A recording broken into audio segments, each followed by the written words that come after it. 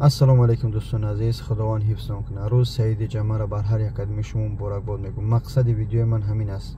ما نوار امروز دیدیم که برادران مسلمان، برادران فلسطینی ما را که به عراق و به عروج و به گناه هستند، این یهودیای بدبخت، یهودیای فاسق که از خوک در بدترن یا لعنت شدن، پروردگار دوزخ پایین ترین نصیب یا بگرده. ان شاء الله غالبیت در دست مسلمان هست. مقصد ویدیو ای است که در این روز سعید جمعه در حالت نمازهاتون یا که بعدا ویدیو رام که دیده در حق مردمی مسلمان، مردمی مظلوم و مادرای پورا پورا شده و کودکای پورا پورا شده و گشنه و تشنه فلسطین دعاگو باشه. اللهم انصر المسلمین فی فلسطین، اللهم انصر المسلمین فی فلسطین، اللهم انصر المسلمین فی فلسطین. پروردگار نصرت بده مردمی مظلوم فلسطین. ببینید در عصر 21 دنیا این ترقیات کرده استودیان، از آزادی لعنتی های اسرائیل گام میزنن.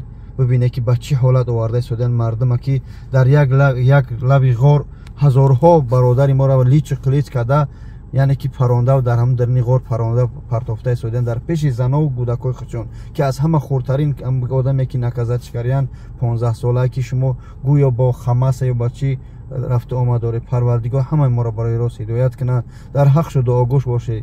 ای مردم مسلمان هستیم، تاجیک هستیم، مسلم اخو المسلم. خواهش میکنم از ته دل اگر مسلمان باشی درک میکنی این حالت. خدا نگهدار. السلام علیکم.